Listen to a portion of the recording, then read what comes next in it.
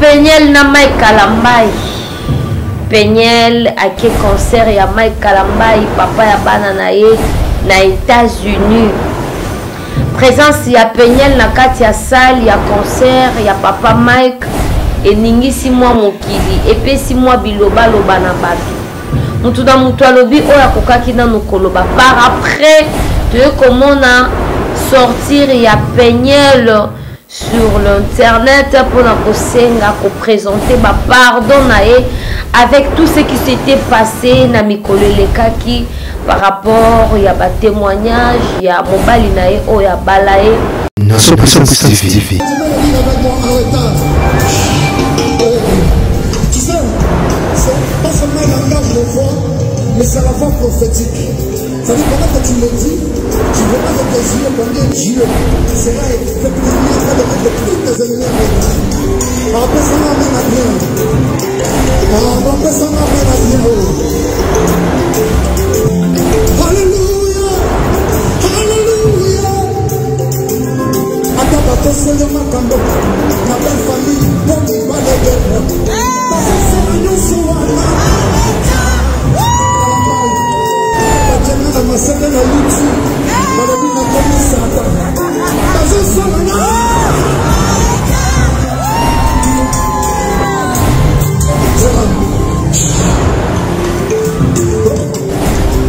Papa Roger, la première fois que je me suis vu en miniature sur YouTube avec des cornes, avec les yeux comme des flammes de feu, je me suis posé la question, c'est moi, c'est pas moi. J'étais très triste ce jour-là. Mais après un moment, quelque chose m'a dit prophète. Mike, on ne peut s'attaquer qu'à un fruit. Laisse-moi te dire, c'est parce que tu as tellement de la valeur. Hein? Attends, lobby. Attends, c'est qui. Dans un seul agneau soir. Attends, mon fini, mon tondi. Attends, mon joli, mon idée. Dans un seul agneau. Comment le cœur dit, je t'allais moi bien. Bien sûr, il y a moins de Satan. On dit, bien sûr, on se doit.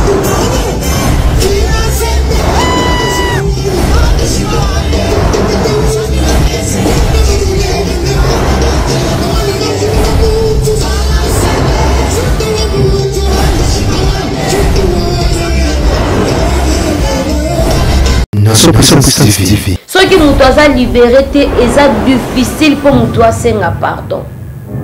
Pardon. Limbi sanga.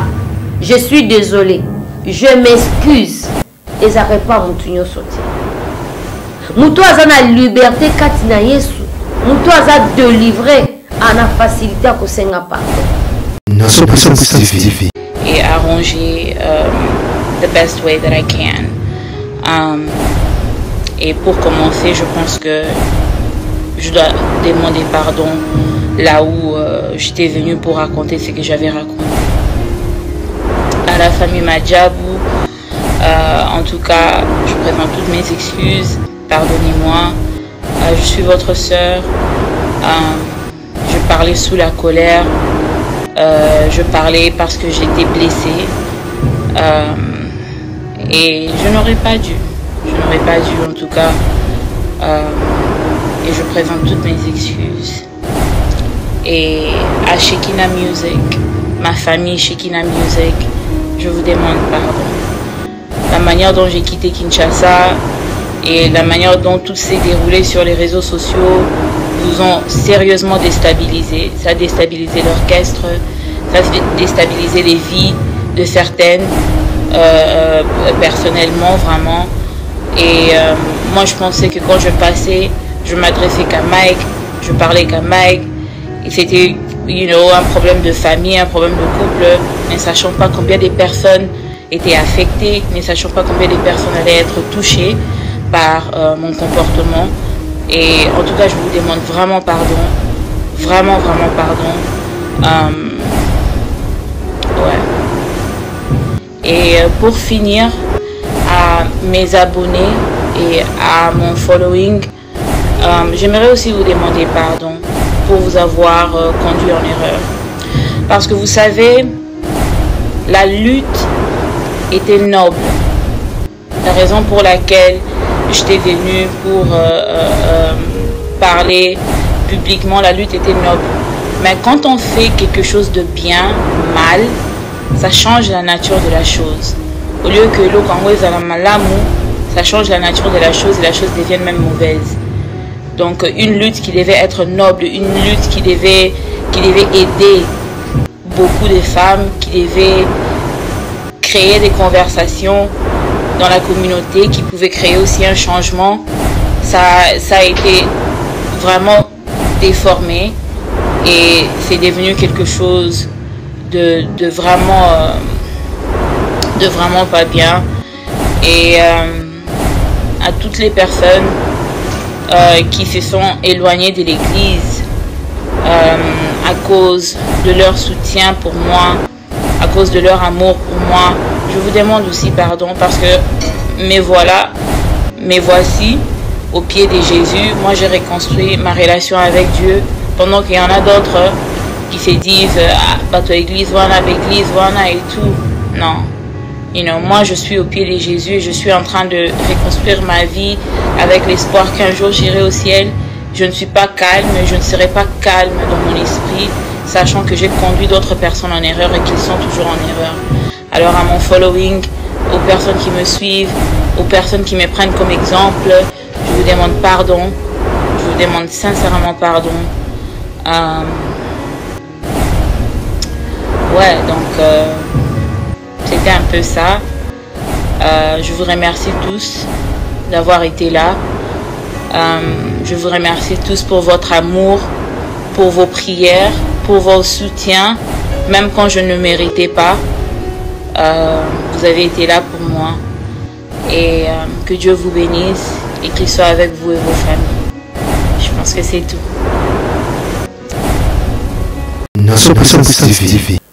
Tout le monde a bêtise et les cas pas Maman Lydia.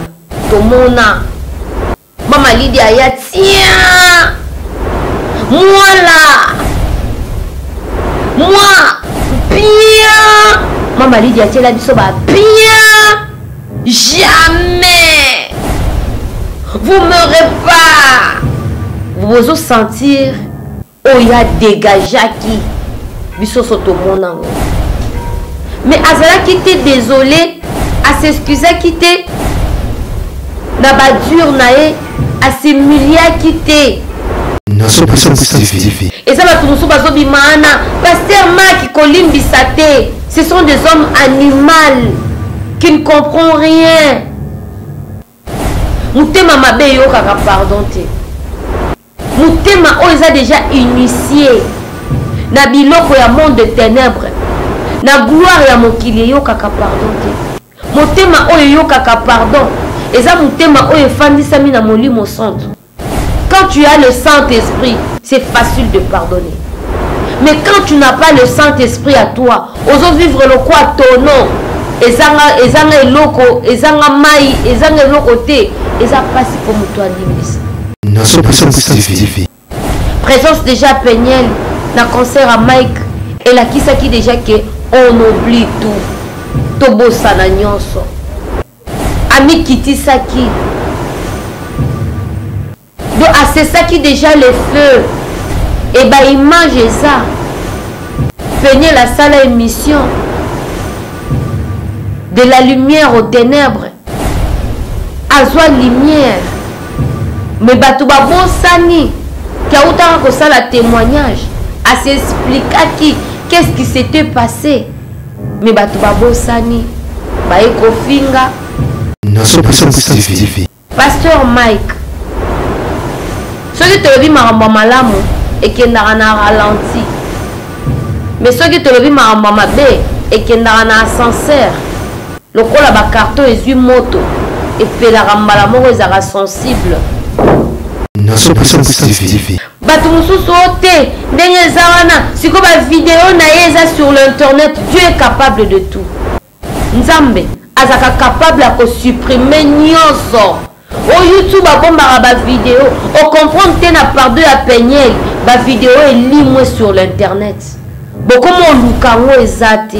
Dieu est capable de tout. Et tout est possible à Dieu. Na présence déjà na concert. Yamai Kalambai. Et là qui s'est dit que Peniel a un problème na maïkité. Mais Peniel a kenda école pastorale té. Peniel a kota ba retraite ya kita matate ba sacrifice tant mususo mai ka sala na nzambe. Mais à la kisi déjà que to cesser le fait.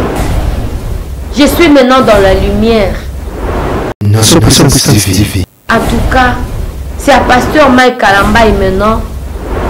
Il y a kozonga kati na ye. Sur réellement pasteur Mike Kalambai. Aza serviteur de Dieu. Aza mwana nzambe. C'est un enfant de Dieu de naissance. Il faut pardonner Kapeniel. Maison Kati, eza ya bana ya Congo. Maison Kati, eza ya bana ya Congo. Maison Kati do, eza ya bana ya Congo do. Maison Kati do, eza ya bana ya Congo do. Tozana ba projet belé, eza nango naturel.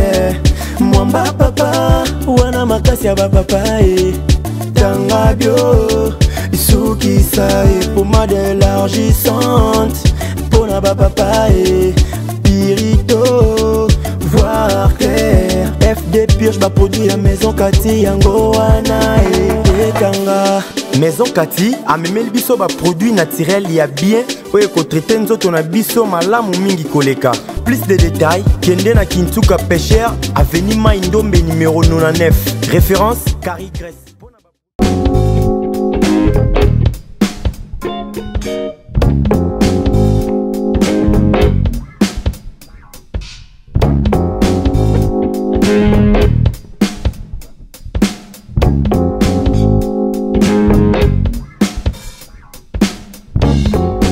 Vous êtes la bienvenue dans notre site en Nation Puissante Télévision. Merci à nos abonnés. Merci à nos vrais. Merci na batunyo so bapesa biso confiance. Ya kozala toujours wana na kati ya chaîne na biso, chaîne na bino. Otomemela rabino plusieurs actualités. Tomemela rabino makambo ezo se passé na kati ya se amoy oyo vraiment. C'est votre mission, le monde dans l'église. Le monde dans l'église, nous sommes ensemble, Nabiso, Nabino, Babone, Nabiso, il y a Nation Puissante Télévision. Mais je vous demande seulement une chose, de vous abonner massivement et vous ne serez jamais dessus dans notre chaîne. Tozalarana pona bino biso bino pe bozalarana pona biso sans bino ko travailler te. Je salue la servante de l'Éternel, Patricia Twenge, Nakati à Londres, Napesio Bambote, vraiment ébélé, Tikanzambe Alola, Apambolayo.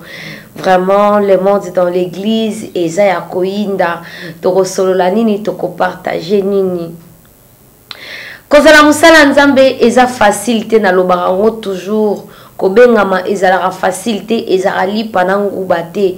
Il faut zala na baneur solide et en plus il faut obengama na musala ya nzambe po oyeba koko maîtriser oyeba ko surmonter ba réalité oyo ezala kanapel ya kosalela nzambe. Kolala kolamuka ezaka habitude te. Metola mukaraka kana ngolu. Affaire Peniel na Mike Kalambai. Peniel a ke cancer ya Mike Kalambai, papa ya bana na ye na États-Unis. Présence ya Peniel na kati ya salle ya concert ya papa Mike eningisi mwa mokili epesi mwa biloba loba na batu. Mutu na mutu alobi oya kokaki na nokoloba par après te komona sortir il y a Peniel sur l'internet pour nous présenter ma pardon avec tout ce qui s'était passé na mikolele kaki par rapport il y a ba témoignage il y a mobali nae o ya balae papa ya bana nae bisonyo sotoyebi o c'est pas ça qui bisomo koto mona ki nini o Peniel ya salaki sur les réseaux sociaux mais ba oya nzambe tokoloba toujours gloire à Dieu Gloire ezonga et pas à mokili. Gloire ezonga et pas le créateur de l'univers. Parce que Peniel azongi katinae pona koya ko senga pardon. Pona koya ko s'excuser. A présenter excuse nae na famille Madjabou. Musique gospel. A présenter vraiment ba excuse nae. A sengi pardon à Mikitisi. Mais tout le monde n'a pardon ya Peniel. Batu babimi belé pour la koloba n'importe quoi. Batu babimi belé, ba mususu bazo finga, ba mususu bazo wolola. Mais moi ce que je peux dire, le pardon n'est pas donné à n'importe qui. Ko senga mutu pardon, bien ko s'excuser, komi kitisa. Et ça pour na batu oyo bango moko na nous baza libéré. Ceux qui mutu aza libéré te eza difficile pour mutu senga pardon. Pardon. Limbi sanga. Je suis désolé. Je m'excuse. Et ça pas mutu nyo sauté. Mutu aza na liberté katina Yesu. Mutu aza délivré à la facilité à kosenga pardon. Tout le monde a bêtise et les cas pas Maman Lydia. Tout le monde a Maman Lydia ya tiens. Moi bien. Maman Lydia tiens la biso ba bien. Jamais. Vous m'aurez pas. Vous vous sentir oh ya dégagé qui biso soto monango.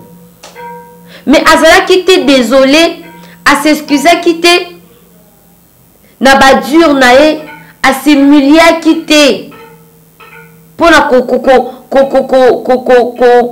calmer batu o ba sepela nae donc ko pesa batu kimia na mutema. Mama Lydia sala ngote na nyonso bimaka sur les réseaux sociaux. Mais lelo kota la Peniel aye asengi pardon. Parce que bino ba mususoyo le corps animal o 1 Corinthiens zobenga batu mutu nyama aso comprendre te et abimi pona kofinga et ça batu musu bazo bimana pasteur Maki kolimbisa te. Ce sont des hommes animaux qui ne comprennent rien. Mutema mabe yo kaka pardon te. Mutema o eza déjà initié na biloko ya monde de ténèbres. Na gloire ya mokili yo kaka pardon te. Mutema o yo kaka pardon. Eza mutema o efandisami na molimo santo. Quand tu as le Saint-Esprit, c'est facile de pardonner.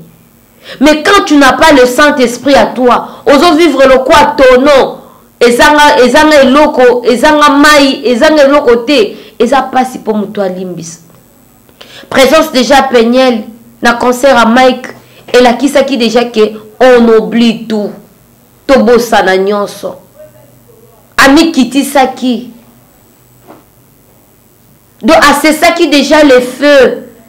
Et bah image ça. Peniel la salle émission de la lumière aux ténèbres. Azwa lumière. Mais batouba bon sani qui a autant que ça la témoignage à s'expliquer qu'est-ce qui s'était passé. Mais batouba bon sani ba eko finga na landi moi si mo boya liboma za ndamba limbisanga auta soki Brazzaville lata makamna biso ba congolais aw. Oh, nazana ba vidéo nae, nazana ba vidéo ya nudité nae.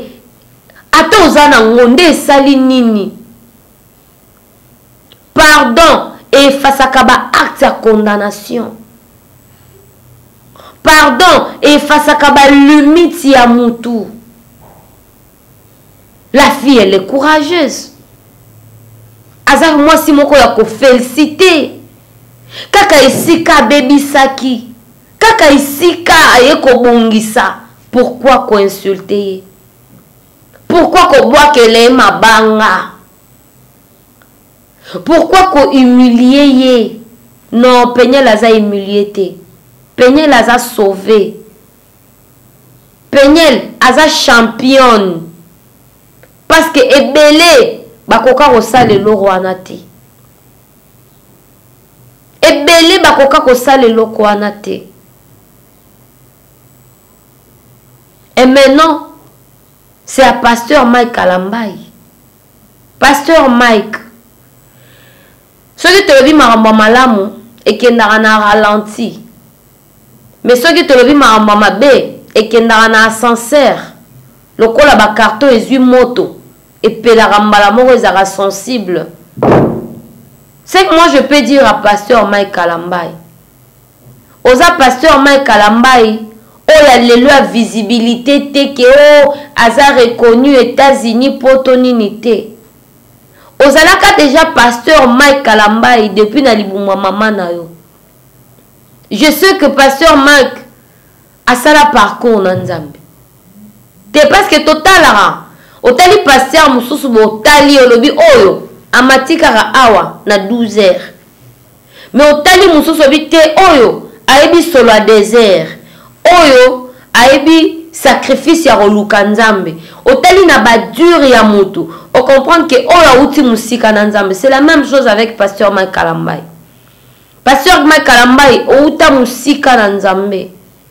Na minute tokolo ba mutu mususu akoyo kaka ayoki a banaliser. Mais soki ezali ke na zui kiti na nga na fandi na bandi ko finga pasteur Mike lobi kuno oyoki manda eye mbangu.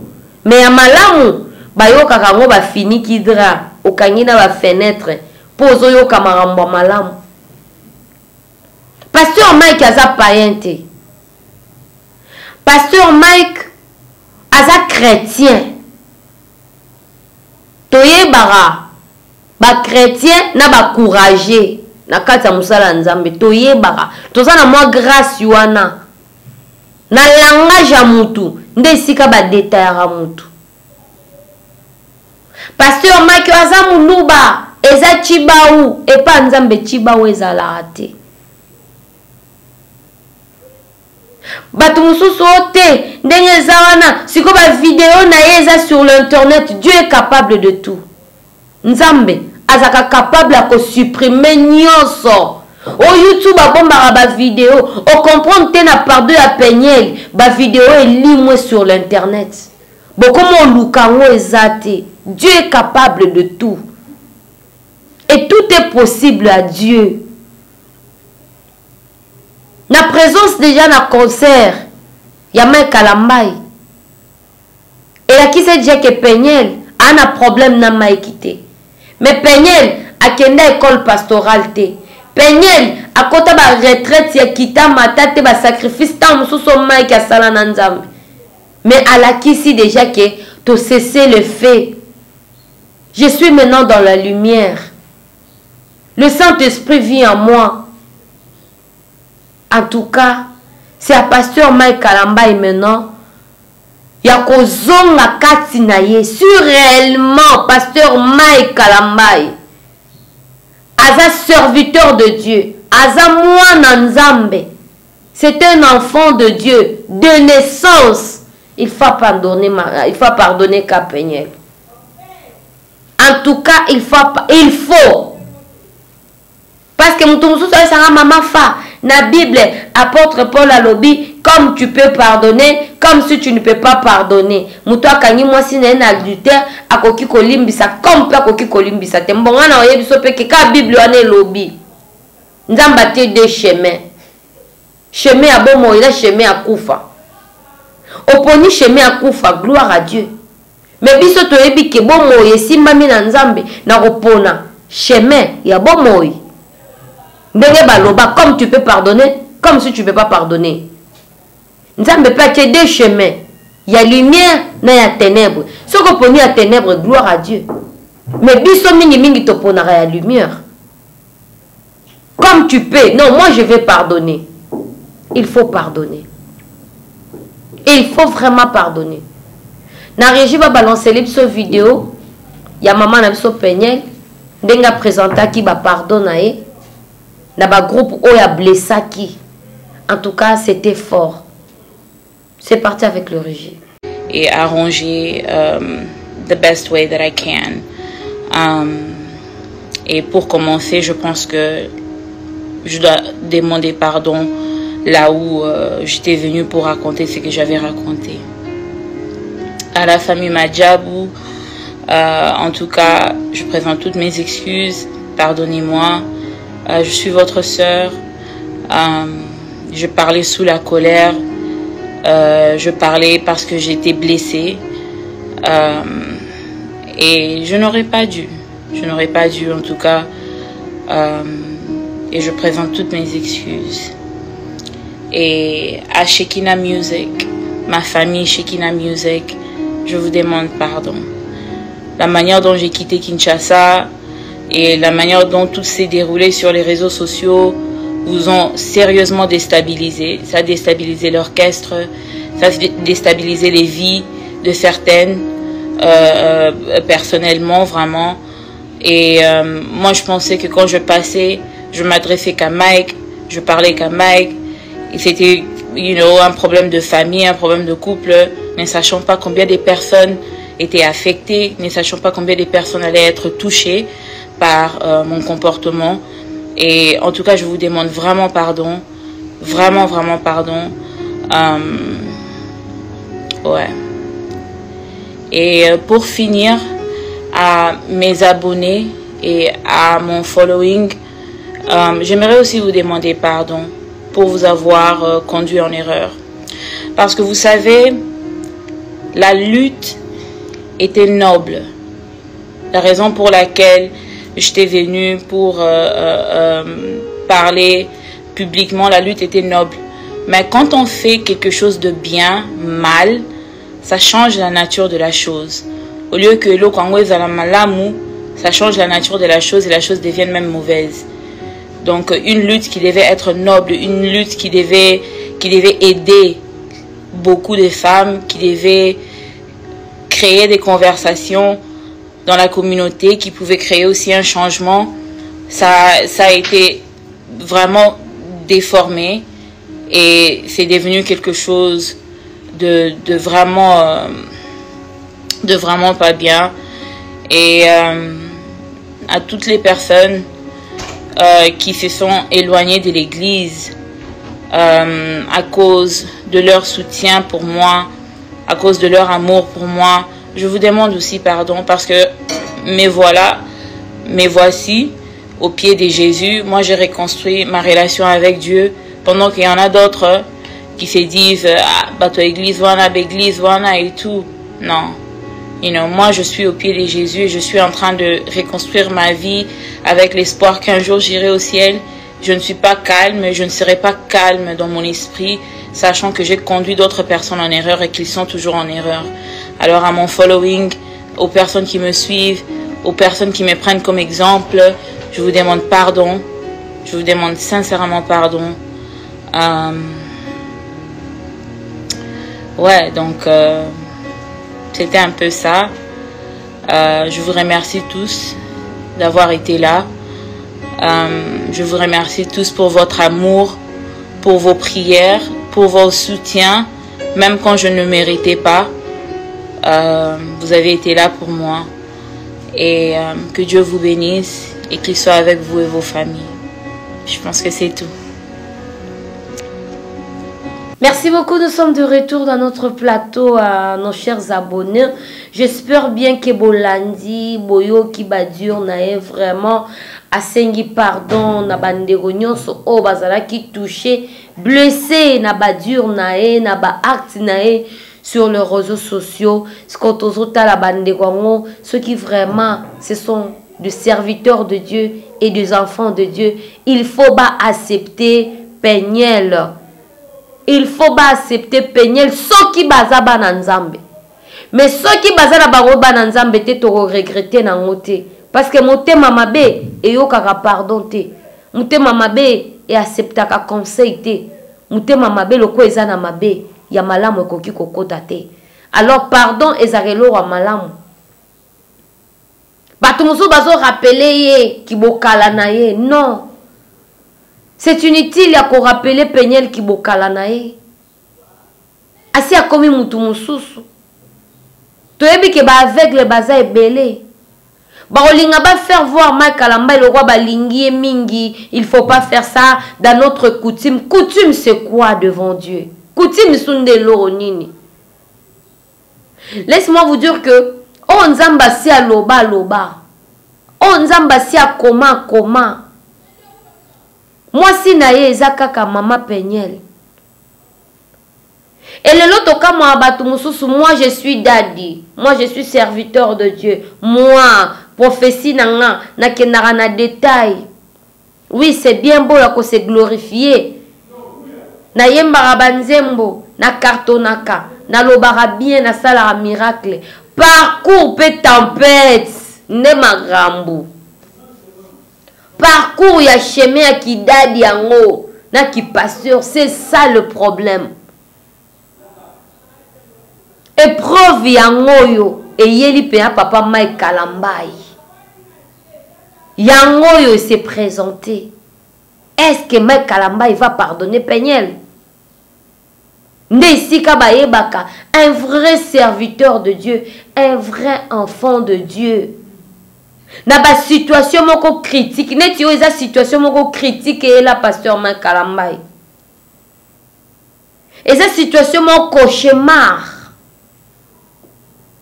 Nzamba fandi na gloire ici ka mutu ya mokila lobi ke nga na okokate na okokate ataye moko nzambe nde isika gloire nzambe fandi. Gloire nzambe fandi na ba miracle te na ba langue te. Gloire nzambe e fandi isika oyo impossibilité za makasi mutu nyoso atala bi nga na okokate na mo santu te nde isika gloire nzambe fandi.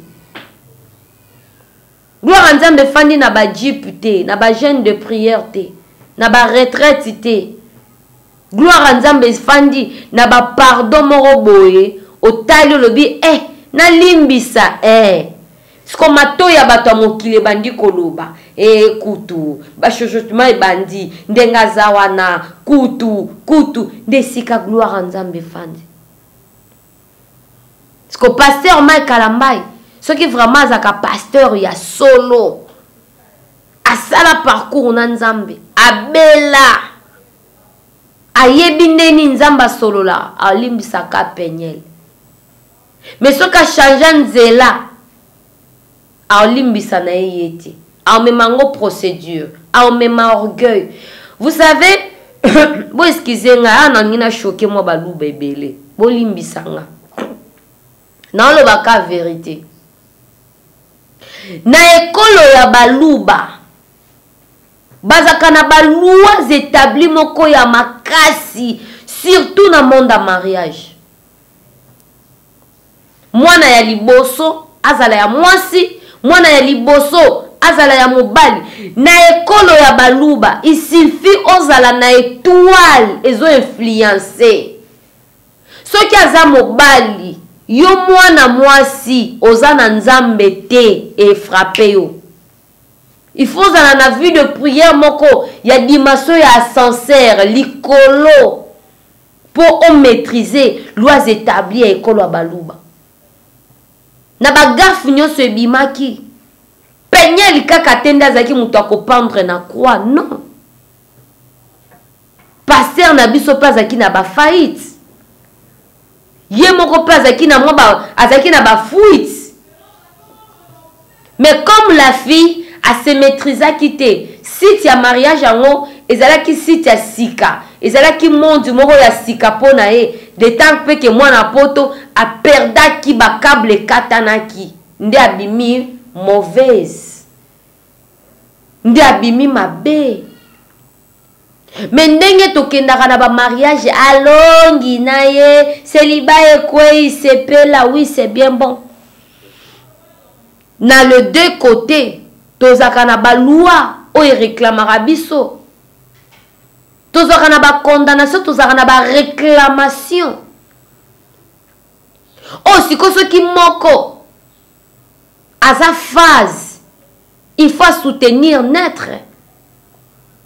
Phase, cela veut dire que oza mwana nzambe, o aspira kanzambe, oza kana vue de prière.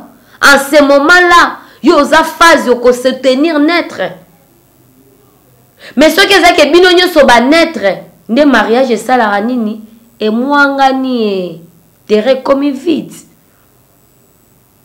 Ce n'était pas aussi facile. Peigner la outil na fille à papa, fille à maman.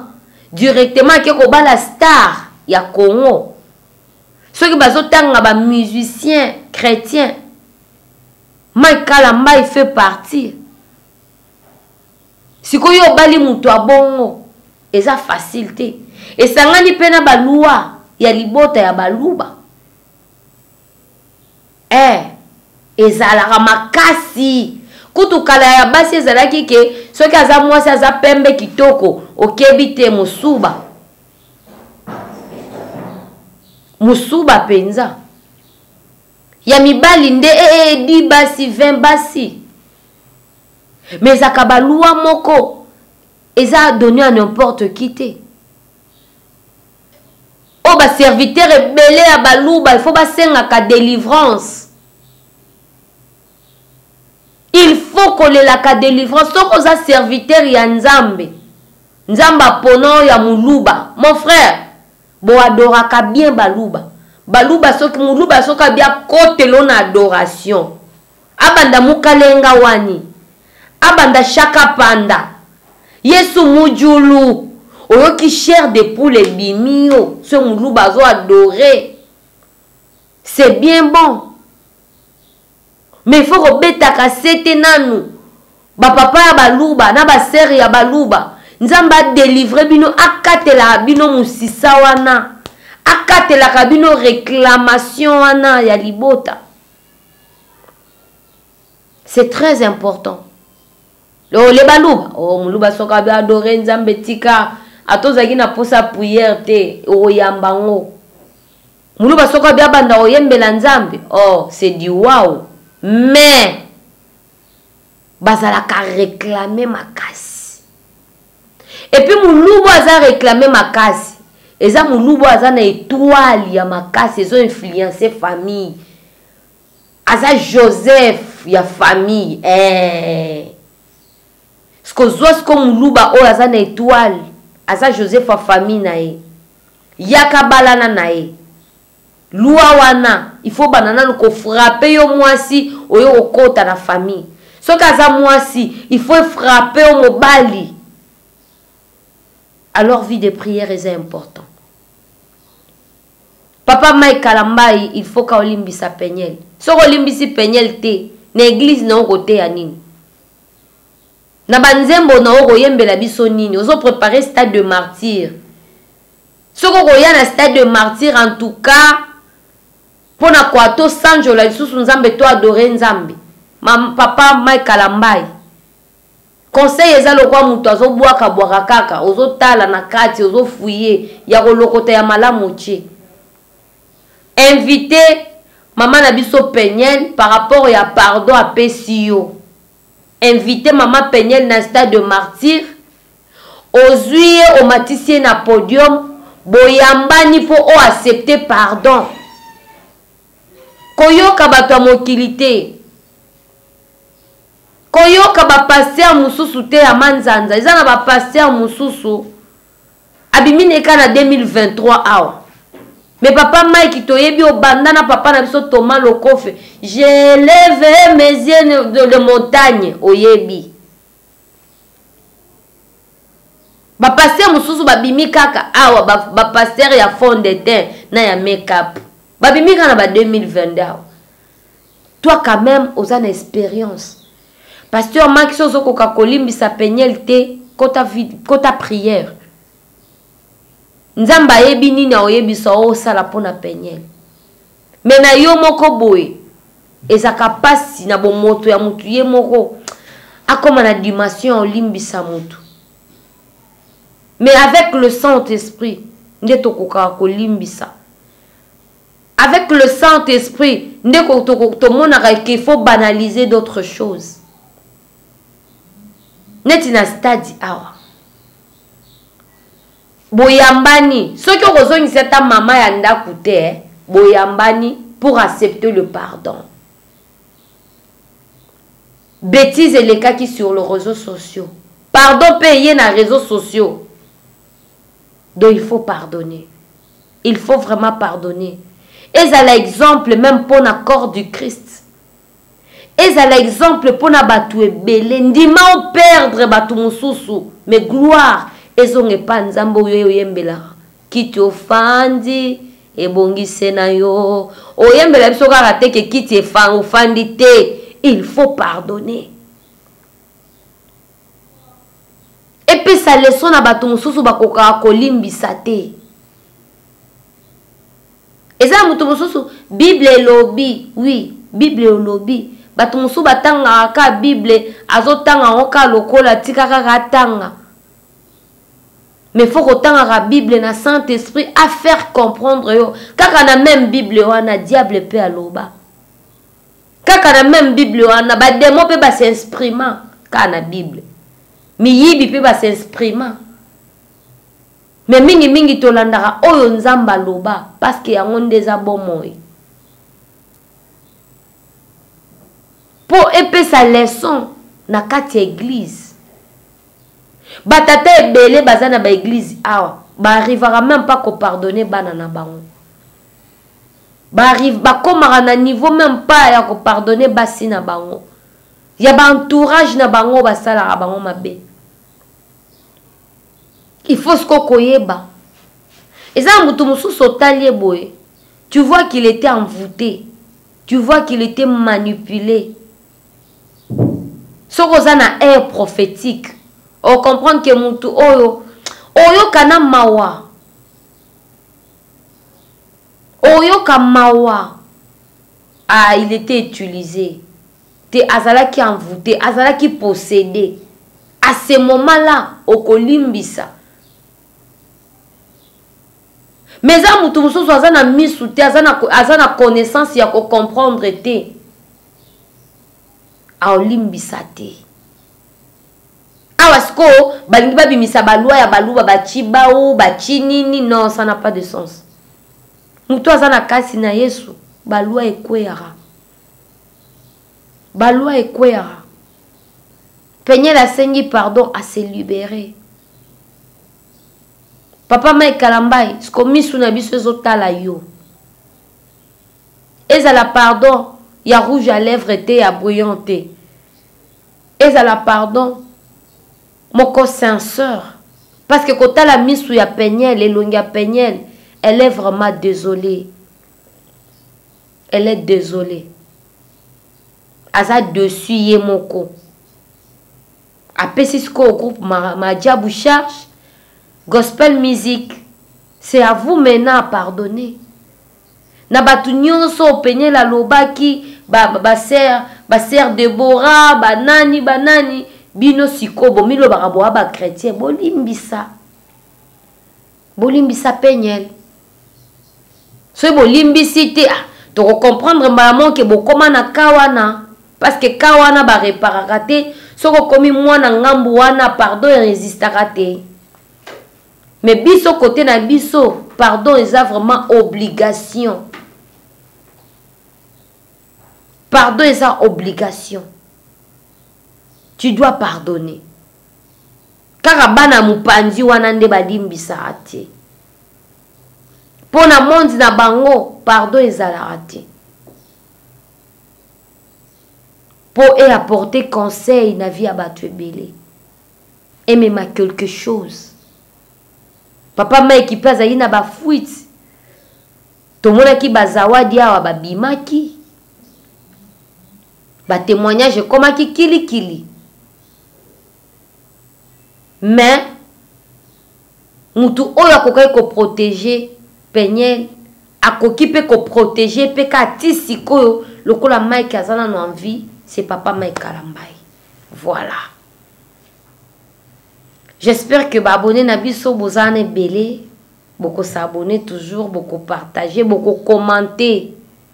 Bino pe batu ya kofinga longba kuna na sepla na commentaire na yo. O ya kofinga wana tiango ka c'est important, très important. Et là qui c'est que toi-même moral. Merci beaucoup à nos abonnés, c'était votre mission le monde dans l'église CG Onyonso et panzani sur le toile batnyoso bazolo la batnyoso bazolandela en tout cas. nde soki nzambe azongi te tokuta na prochain numéro na actualité ya sika na ba vidéo ya sika baye. Maison Kati eza ya bana ya Congo. Maison Kati eza ya bana ya Congo. Maison Kati do eza ya bana ya Congo do.